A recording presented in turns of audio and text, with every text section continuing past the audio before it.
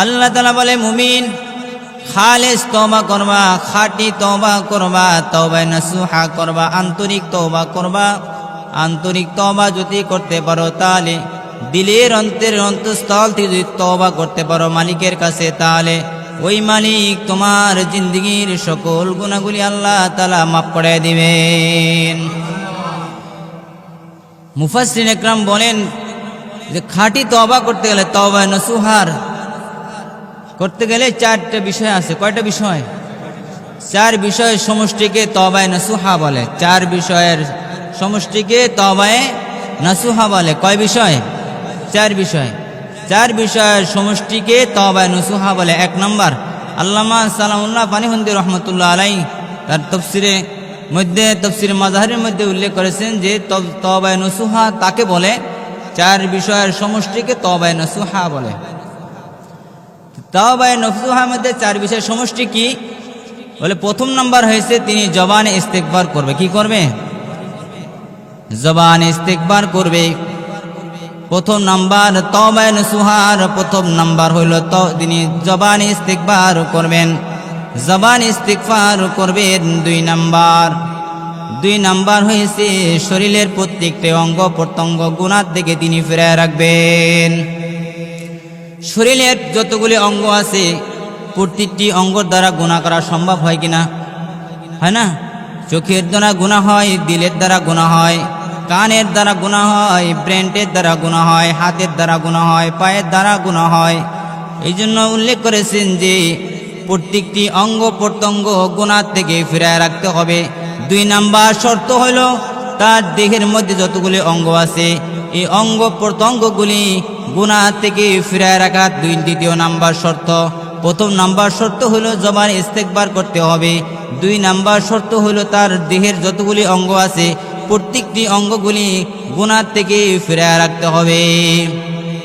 তিন নাম্বার বলেন এমন মালিকের সাথে অঙ্গীকার করবে, তার মালিক আল্লাহর সাথে, আল্লাহ রাব্বুল আলামিনের সাথে এমন অঙ্গীকার করবে যে জিন্দেগিতে এমন গুনাহ করবে না যে গুনাহটার জন্য তিনি তওবা করেছেন, যে গুনার জন্য তিনি এখন মাত্র তওবা করলেন, আল্লাহর কাছে যে মাথা নত করলেন, লাঞ্ছিত হইলেন, আল্লাহর কাছে যেমন তিনি এখন এভাবে অনুতপ্ত হইলেন, যে গুনাহটার জন্য হইলেন এই গুনাহটা আর মৃত্যু পর্যন্ত তিনি করবেন না, এমন অঙ্গীকার তার আল্লাহর সাথে করতে হবে। তিন নাম্বার শর্ত হয়েছে এমন অঙ্গীকার করতে হবে যে আমি আর জিন্দেগিতে এরকম গুনাহ আর কোনোদিন মৃত্যু পর্যন্ত আর করব না। এই অঙ্গীকারটা কার সাথে করতে হবে? আল্লাহর সাথে করতে হবে। তিন নাম্বার শর্ত। চার নাম্বার শর্ত হইল যে এমন মানুষের সাথে যাওয়া যাবে না, এমন মানুষের সাথে যাওয়া যাবে না যে মানুষের কাছে গেলে গুনাহ হওয়ার সম্ভাবনা থাকে, যে মানুষের কাছে গেলে, যে মানুষের সংস্পর্শে গেলে গুনাহ হওয়ার সম্ভাবনা আছে, এমন মানুষের দ্বারে কাছেও যাওয়া যাবে না।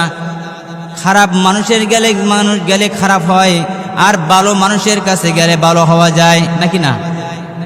খারাপ মানুষটাও যখন ভালো মানুষের সাথে চলবে, ওঠা বসা করবে, তখন তিনি আর খারাপ থাকবেন না, খারাপ মানুষটা তখন ভালো হয়ে যাবে। সুবহানাল্লাহ। আর ভালো মানুষটাও যদি এক সময় খারাপ মানুষের সাথে চলতে এক সময় ভালো আর থাকতে পারবে না, কারণ ভালোটাও তখন খারাপ হয়ে যাবে। কিনা বলেন? খারাপ হয়ে যাবে। এই জন্য চার নাম্বার শর্ত হইল যে এরকম মানুষের সাথে চলাফেরা যাবে না, ওঠা বসা করা যাবে না, সম্পর্ক করা যাবে না, সংস্পর্শে যাওয়া যাবে না।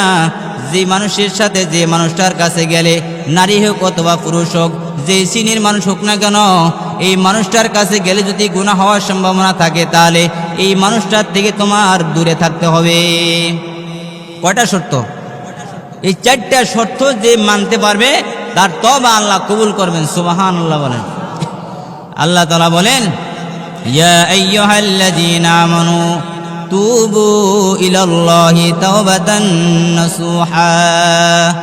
হে মুমিন, হে আমার বান্দারা, তোমরা খালেস তওবা করবা, খাঁটি তওবা করবা, এমন ভাবে তওবা করবা যে গুনাহটার জন্য তওবা এখন করলা এই গুনাহটার মৃত্যু পর্যন্ত কোনদিন গুনাহ করবা না। আর এই চারটা যখন শর্ত সাপেক্ষে যখন তোমার মিলে যাবে, যখন সমান সমান হবে, তোমার কথা আর কাজে যখন মিল থাকবে আল্লাহ তাআলা তখন তোমার দিলের চাওয়াটা আল্লাহ কবুল করে নেবেন। সুবহানাল্লাহ বলেন। এই জন্য আল্লাহ তাআলা বলেন ওয়াতুবু ইলাল্লাহি তাওবাতান নাসুহা,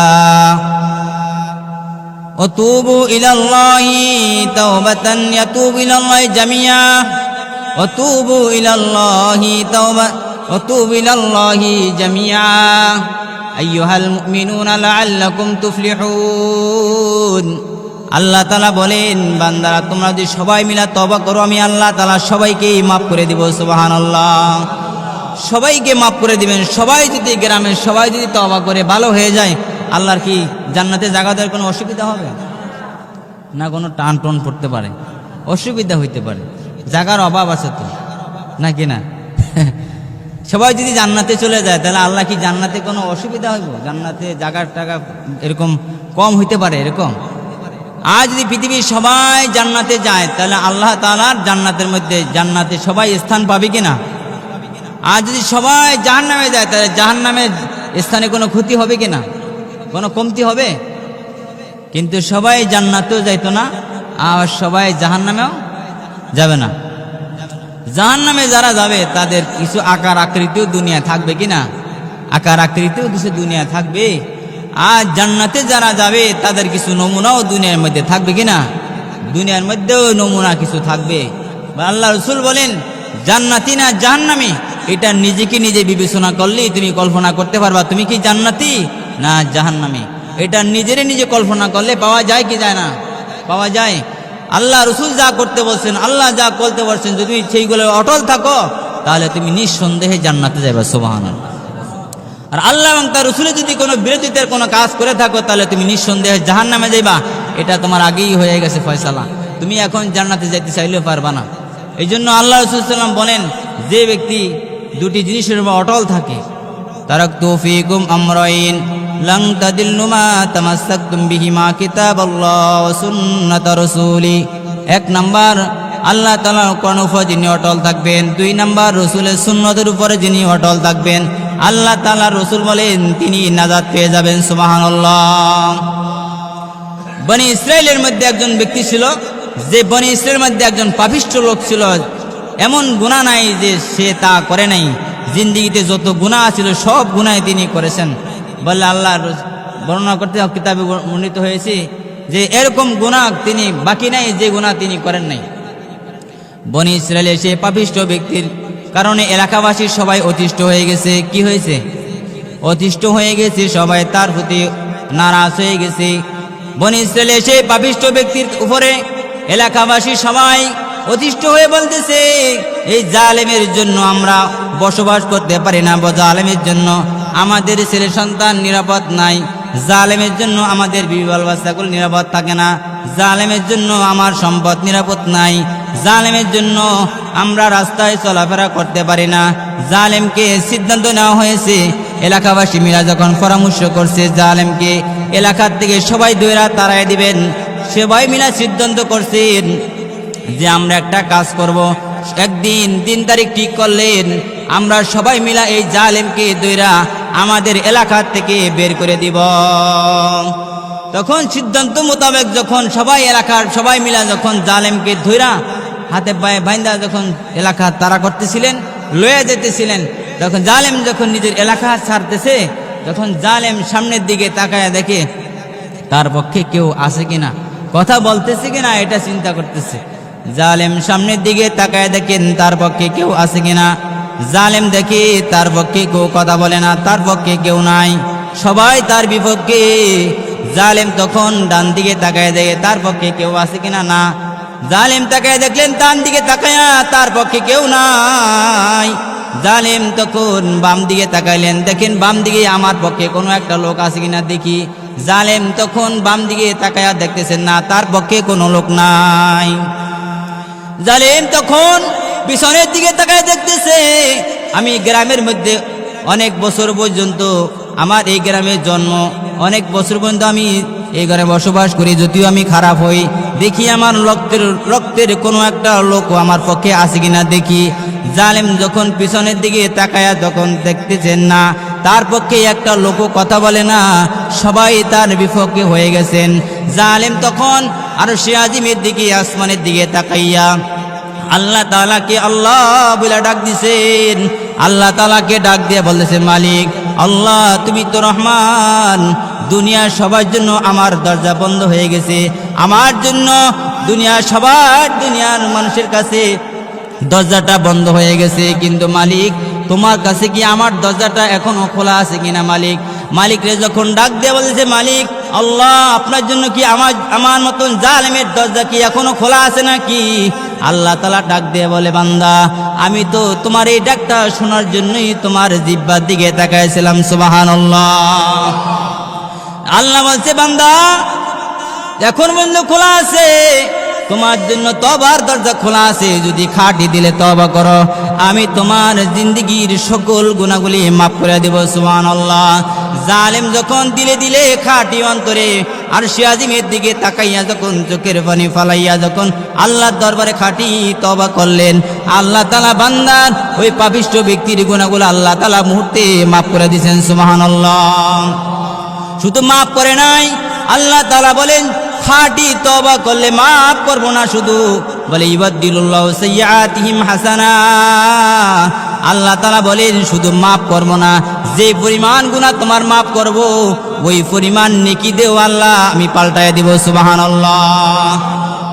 যেই পরিমাণ তোমার গুনাহ মাফ করবেন, যতটুকু মাফ করবেন অতটুকু আবার নেকি দিয়া পাল্টায় দিবেন, বেশি দিয়া দিবেন। সুবহানাল্লাহ। জালেম যখন কিছু দূর যাওয়ার পর যখন এলাকাবাসী যখন হাতে পায়ে বান্ধার পরে নিয়ে গেছেন, কিছু দূর যাওয়ার পর জালেমটা যখন মারা যাওয়ার পর জালেমটা যখন মারা গেছে, এলাকাবাসী সবাই খুশি হয়ে গেছে, সন্তুষ্ট হয়েছে, আলহামদুলিল্লাহ বলে যে আল্লাহ জালেম মারা গেছে, আমরা সবাই সন্তুষ্ট হয়ে গেছি, আমরা নিরাপদ হয়ে গেলাম। জালেম মারা গেছে, ভালোই হয়েছে, জালেম মারা গেছে, ভালোই হয়েছে, আমাদের সমাজ দেশবাসী সবাই নিরাপদ হয়ে গেছে। এই সবাই কথা বলে সবাই জালেমকে রাস্তার কিনারায় ফেলে রেখে যখন যার যার বাড়িতে চলে গেছে, বলতেছে বর্ণনা আসছে ওই জালেমের লাশ যখন রাস্তার কিনারা ফালায় রেখে যার যার বাড়ি যখন সে চলে গেছে, জামানার পয়গম্বর মুসা আলাইহিস সালামের কাছে আল্লাহ তাআলা ডাক দিলেন। আল্লাহ বললেন, মুসা যাও অমুক এলাকায় অমুক গ্রামে রাস্তার কিনারায় আমার একটা প্যারা বান্দা পড়ে আছে, যাও তুমি তার কাফন দাফনের ব্যবস্থা করে দাও। মুসা আলাইহিস সালাম আল্লাহর নির্দেশ মতন ঠিকানা অনুযায়ী এসে জালেমের কাছে আয়েশা যখন মাইয়াতের কাছে যখন আসছে, এলাকাবাসী আসছে, বলে পয়গম্বর কেন আসছেন? পয়গম্বর বলতেছে, মুসা আলাইহিস সালাম বলেন শোনো, এই ব্যক্তিরা নাকি আল্লাহ তাআলার কাছে বড় পেয়ারা বান্দা, তিনি নাকি আল্লাহর পছন্দের বান্দা, আল্লাহ আমাকে পাঠাইছেন তার কাফন দাফনের ব্যবস্থা করার জন্য। তো এলাকাবাসীরা বলতেছে, এই লোকটা তো অনেক জালেম হুজুর, পয়গম্বর এটা তো অনেক শয়তান, খারাপ লোক, খুব খারাপ লোক ছিল। আরে বাঁধতেছেন দেন হালাই দিতেছি, মরে গেছে গা, স্ট্রোক করে মারা গেছে আর কি, তো এখন হালাই দিছি। যেমন পয়গম্বর বলেন না, তোমাদের কাছে যদিও লোকটা জালেম, কিন্তু আল্লাহর কাছে কিন্তু এখন জালেম নাই। আমার আল্লাহ বলছেন লোকটা আল্লাহর কাছে বড় পছন্দের। আল্লাহ তাআলা পয়গম্বর আল্লাহর নির্দেশ মোতাবেক যখন কাফন দাফনের ব্যবস্থা হয়ে যায়, জানাজার ব্যবস্থা হয়ে গেছে, যখন দাফন করা হয়ে গেছে, যখন মুসা আলাইহিস সালাম আল্লাহর কাছে কথা বলেন, আল্লাহ আমি একটা বিষয় জানতে চাই, এই মাইয়াতের লাশটাকে কৌতূহল জাগছে আল্লাহ। এলাকাবাসীরা সাক্ষী দিতেছে লোকটা নাকি বড় জালেম ছিল, এলাকাবাসীরা সাক্ষী দিতেছে, বলতেছে লোকটা বড় জালেম ছিল, আর আপনি বলতেছেন লোকটা অনেক পেয়ারা বান্দা, পছন্দের বান্দা। আল্লাহ তাআলা বলেন, হে মুসা, লোকটা আসলে জালেম ছিল, লোকটা বড়ই জালেম, লোকটা বড় জালেম ছিল, লোকটা বড়ই নিকৃষ্ট ছিল, লোকটা এমন কোনো গুনাহ নাই যা সে করে নাই। গুনাহ করতে করতে পাহাড় পরিমাণ গুনাহ তিনি করে ফেলছেন, আসমান জমিন গুনাহ তিনি করে ফেলেছিলেন। লোকটা আসলে জালেম ছিল, কিন্তু তাকে যখন এলাকাবাসী ধৈরা যখন সবাই বান্দা যখন এলাকা ছাড়া করতেছিলেন, তখন লোকটা চারদিকে তাকায় যখন দেখে তার পক্ষে কেউ নাই, ওই লোকটাই তখন আমি আল্লাহর দিকে তাকাইয়া চোখের পানি ফেলা যখন খালেজ তওবা করেছে, আমার রহমতের দরিয়ার জোশ মারছে, আমি আল্লাহ তাআলা তার দোয়াকে কবুল করে নিয়েছি। সুবহানাল্লাহ। তার তওবা কবুল করেছি, তার তওবা কবুল করে নিয়ে সুযোগ নয়, যে পরিমাণ আমি আল্লাহ তাআলা বান্দার গুনাহ মাফ করলাম, এই পরিমাণ নেকি দিয়ে আমি আল্লাহ তাআলা বান্দাকে পাল্টাই দিয়েছি। সুবহানাল্লাহ। যেই পরিমাণ গুনাহ মাফ করেছি ওই পরিমাণ নেকি যখন দিয়া দিলাম, তখন দেখলাম এই বান্দাটা মুমিনের খাতায় চলে গেছে। সুবহানাল্লাহ। তখন আমি এই বান্দার নামটা মুমিনের খাতায় উঠাই দিয়া বান্দাকে মুমিন বলে ডাক দিলাম। এই জন্য কি তওবা করতে হবে? খাস তওবা করবে। কি তওবা করতে হবে? নসুহা মানে হলো খাস তওবা। কি তওবা? খাস তওবা করতে হবে। তো খাস তওবার বৈশিষ্ট্য কয়টা? চারটা মনে আছে তো? এক নাম্বার কি? এক নাম্বার জবানে ইস্তেগফার করা। দুই নাম্বার কি? দুই নাম্বার শরীরের অঙ্গ প্রত্যঙ্গগুলো গুনাহ থেকে ফিরিয়ে রাখা। তিন নাম্বার এমন অঙ্গীকার মালিকের সাথে করতে হবে যে আল্লাহ এমন গুনাহ আর আমি জিন্দেগিতে কখনো করব না, এমন অঙ্গীকার করতে হবে। চার নাম্বার হলো যে আল্লাহ, এই 4 নাম্বার শর্ত হইল যে এমন মানুষের সাথে মিশা যাবে না, যে মানুষের সাথে গেলে গুনাহ হওয়ার সম্ভাবনা আছে। খারাপ মানুষের সাথে গেলে তো গুনাহ হবেই নাকি না হবে না? ভালো মানুষের সাথে তো ভালো হবেই। এখন তো ভালো মানুষের সাথে আমার কোনো লাভ নাই, তো লাভ আছে? ভালো মানুষের সাথে চলে আপনার কোনো লাভ হইব? আপনার ব্রাজিল আর আর্জেন্টিনা করলে আপনার লাভ আছে কি? আপনার এই হুজুরগুলো লাগে মোল্লাগুলো লাগে চলে আপনার কি লাভ? কোনো লাভ নাই। এটি হুদা আজেরা চইলা আর আপনার বদনাম নাকি না? সারা ডোল ফিরাইবেন, ইচ্ছা মতন ডোল ফিরাইবেন, এটা আপনার সবের কাজ। নামাজ পড়লে আপনার গুণ ওই গুণটা নাকি? একটা কথা মনে রাখবেন, গুনাহ নিজে কামান অসুবিধা নাই, জাহান্নামে গেলে আপনি একা যাবেন।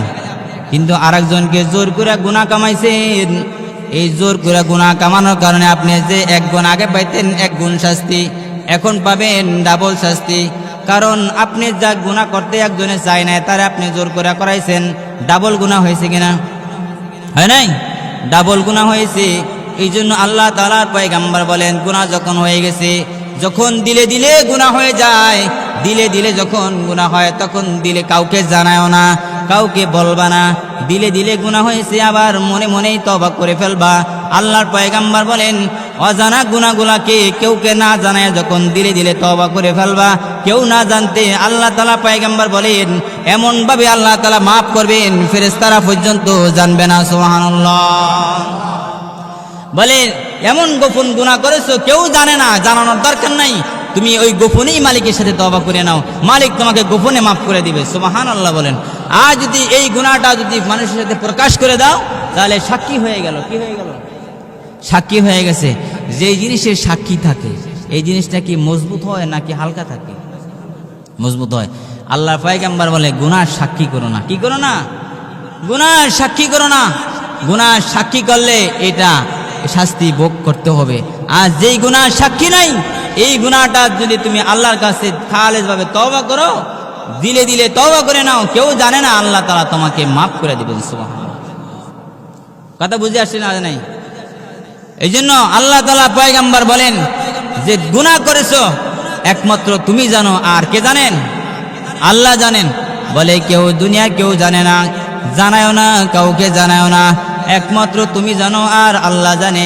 এই দুইজন ব্যক্তি জানে। তুমি মালিকের সাথে, তোমার আল্লাহর সাথে তুমি যখন খাঁটিভাবে তওবা করবা, খাঁটিভাবে তওবা করবা, আল্লাহ তাআলা তোমার জিন্দেগীর সব গুনাহগুলি মাফ করে দিবেন। সুবহানাল্লাহ। এই জন্য মুসা আলাইহিস সালাম যখন একটা মজলিসে গেলেন, এলাকাবাসী যখন বৃষ্টি হয় না, কি হয় না? বৃষ্টি হয় না, বৃষ্টি নাই এলাকার মধ্যে, গাছপালা সব রোদ্দে ফুরে যাইতেছে, ফসল হয় না। বৃষ্টি না হইলে ফসল হয়? বৃষ্টি নাই, ফসল হয় না। পানি দরকার, পশু পাখি পানির অভাবে সব মরে যাইতেছে, মানুষ পানির অভাবে মানুষ খুব কষ্ট পাইতেছে। সবাই এলাকাবাসী মিলা মুসা আলাইহিস সালামের কাছে গেলেন, পয়গম্বর আপনি একটু আমাদের জন্য দোয়া করেন আল্লাহর কাছে, আপনি তো পয়গম্বর, যাতে করে আল্লাহ তাআলা বৃষ্টি দান করেন, আমাদের বিভিন্ন প্রয়োজন আমরা মিটাইতে পারি। পয়গম্বর বললেন, চলো আমরা একদিন মাঠের ময়দানে যাই, একটা অনুষ্ঠানের আয়োজন করো, এলাকায় সবাইকে দাওয়াত দাও। কি করো? এলাকাবাসী সবাইকে দাওয়াত দাও। যখন বৃষ্টি হবে না তখন বৃষ্টির জন্য দোয়া আছে না নাই? আছে না? যখন বেশি বৃষ্টি হবে দোয়া কমানোর আছে না নাই? বৃষ্টি বেশি হইলেও দোয়া আছে না নাই? না হইলেও আছে না নাই? আছে। নামাজই পড়ে না, এটি তালাশ করে লাভ আছে? নামাজ পড়েনি? ফজরের সময় তো দেখা যায় কয় রাকাত, কয়জন মানুষ নামাজ পড়েন না, তাহলে আবার এটি আছে? বৃষ্টি বেশি হইলেও কমানোর ব্যবস্থা আছে না নাই? বৃষ্টি না হইলেও বাড়ানোর ব্যবস্থা আছে না নাই?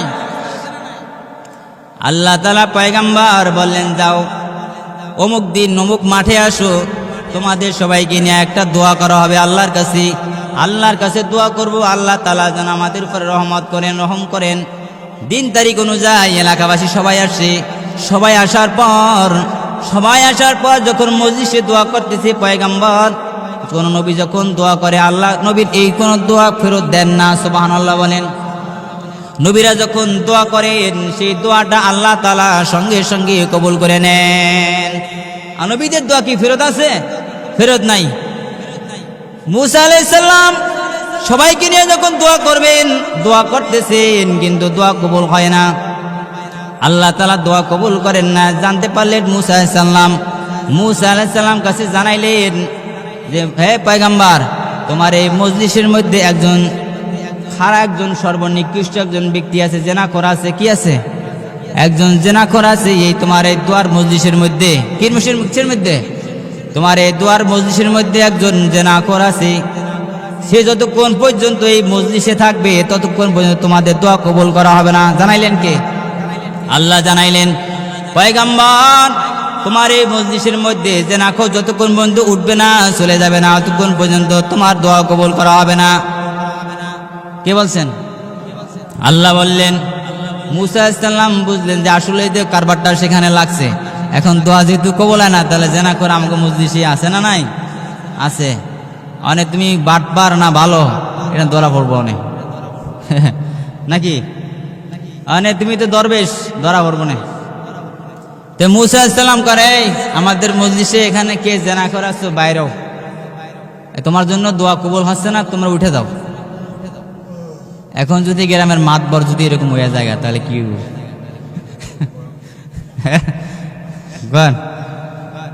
যদি চেয়ারম্যান সাহেব যদি এই কাজ করে থাকে আর যদি এই মজলিসে থাকে আর চেয়ারম্যান যদি উঠতে যায় থাকে, তাহলে সবাই জানিয়ে দেবো না যে এই লোকটা এই কাজ করে।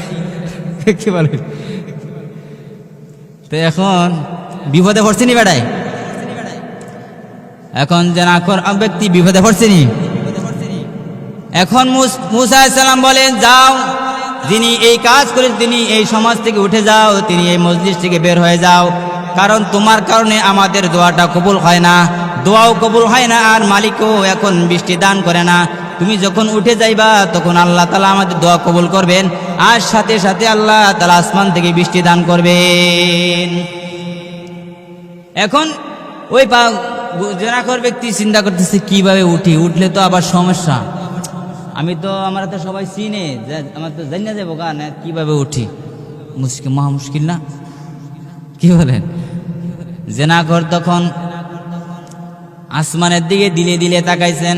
জোরে তাকাইলে তো অসুবিধা, তাহলে এইটাই করছে। এটা উপরে দিকে তাকালে তো অসুবিধা, এখন যদি ডাইনে বামে তাকায় তাও অসুবিধা না। এই যে হেদিক সেদিক তাকাইতেছে, তাহলে এইটাই করতেছে। এই লোক সেই কাজ করছে, এইদিকেও তাকাইতে পারে না, সেইদিকেও তাকাইতে পারে না। উহুদে তাকাইলে সমস্যা ফেলবে। প্রকাশ্য তিনি কান্না করেন না, দিলে দিলে কান্না করে মালিককে ডাকতেছে, মালিক, আমি তো জেনাখোর, আমি জালেম, আপনি ভালো করে জানেন। আপনি জানেন আমি সবচেয়ে নিকৃষ্ট ব্যক্তি, আর আমিও জানি এই মহল্লার মধ্যে, এলাকার মধ্যে, দেশের মধ্যে আমার মতো নিকৃষ্ট কেউ নাই। আমি হইলাম সবচেয়ে বড় খারাপ বান্দা।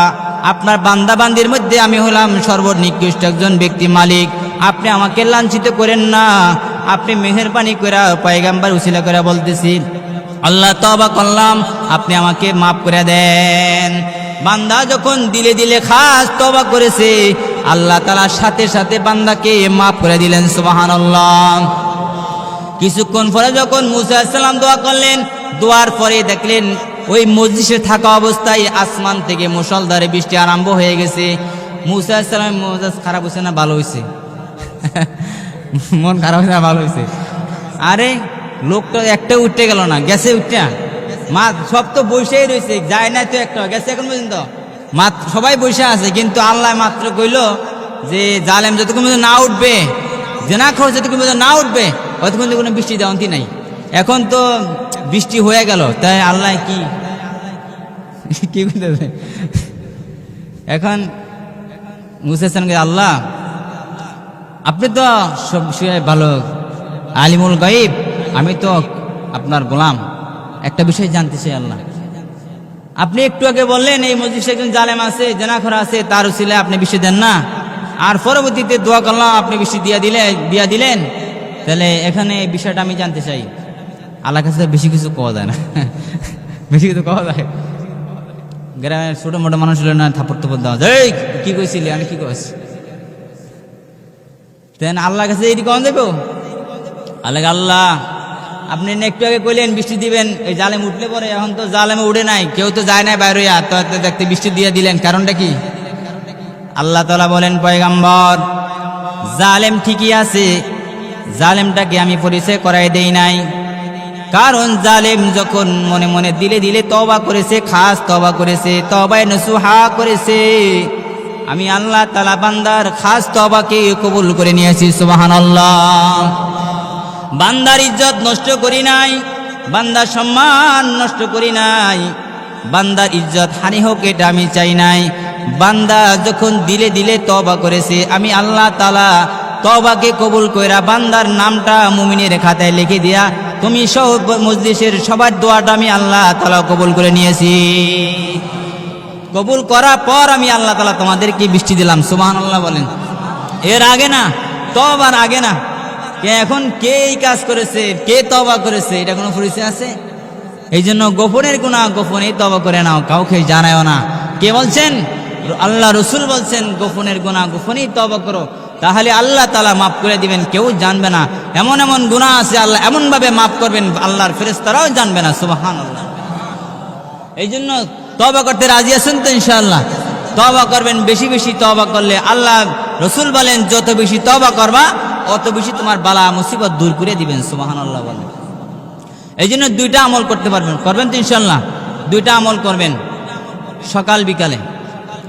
আল্লাহ রসুল বলেন, বুখারী শরীফের মধ্যে হাদিস, বুখারীর বর্ণনা 6306 নম্বর হাদিস, বুখারীর মধ্যে 6306 নম্বর হাদিসের মধ্যে উল্লেখ রয়েছে, আল্লাহ রসুল বলেন যে ব্যক্তি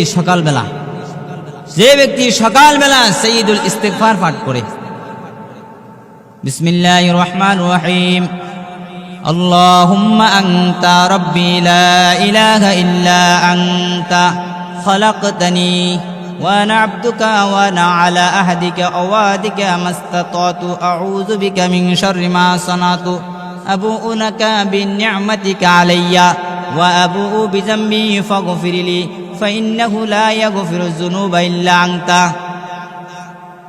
এই দোয়াটা যে ব্যক্তি সকালবেলা একবার পাঠ করবে, আল্লাহ রসুল বলেন, বুখারীর বর্ণনা, সে যদি ওই সন্ধ্যার আগে যদি মারা যায়, আল্লাহ পাক তারে নিজ গুণে ক্ষমা করে জান্নাত দান করবেন। আবার যদি কেউ সন্ধ্যাবেলা যদি এই দোয়াটা পাঠ করে, সাইয়্যিদুল ইস্তিগফার পড়ে নেয়, আল্লাহুম্মা আনতা রাব্বি লা ইলাহা ইল্লা আনতা খালাকতানি ওয়া আনা আবদুকা ওয়া আনা আলা আহদিকা ওয়া ওয়াদিকা মাসতাতাতু আউযু বিকা মিন শাররি মা সানাতু আবুউ লাকা বিনি'মাতিকা আলাইয়া ওয়া আবুউ বিযামবি ফাগফিরলি ফাইন্নাহু লা ইয়াগফিরুয যুনুবা ইল্লা আনতা। এই দোয়াটা যদি আবার সন্ধ্যাবেলা পাঠ করেন, যদি সারা রাত্রে মারা যান, রাত্রের কোনো একটা অংশ যদি আপনি মারা যান, দুনিয়াতে চলে যান, তাহলে আল্লাহর পয়গম্বর বলেন এই ইস্তিগফারের বরকতে আল্লাহ তাআলা তোমার জিন্দেগীর সব গুনাহগুলি আল্লাহ মাফ করে তোমার জান্নাত দান করবেন। সুবহানাল্লাহ। রাজি আছেন তো ইনশাআল্লাহ? পয়গম্বর দৈনিক 100 বার তওবা করতেন। কয়শো বার? পয়গম্বর দৈনিক তাফসীরে রুহুল মানির 22 খণ্ড 244 পৃষ্ঠার মধ্যে কথাটা উল্লেখ রয়েছে। পয়গম্বর নাকি দৈনিক 100 বার করে তওবা করতেন। পয়গম্বরে কোনো গুনাহ ছিল না, পয়গম্বর নিষ্পাপ ছিলেন, মাসুম ছিলেন। তারপরও আল্লাহর কাছে তওবা করতেন, মালিক না জানি অজান্তে ভুল হয়ে যায় আল্লাহ, না জানি গুনাহ করে ফেলেছি আল্লাহ মাফ করে দেন। আল্লাহর কাছে অনুতপ্ত হইতেন দৈনিক 100 বার। কয়শো বার? দৈনিক 100 বার। এই জন্য উম্মতদেরকে বলছেন, উম্মতের দল, তোমরা যখন বেশি বেশি তওবা করবা আল্লাহ তোমাদের গুনাহগুলা মাফ করে দিবেন, তোমাদের উপর রহমত করবেন, যখন যা দরকার আল্লাহ তাআলা তখন তা প্রয়োজন মিটিয়ে দিবেন। সুবহানাল্লাহ।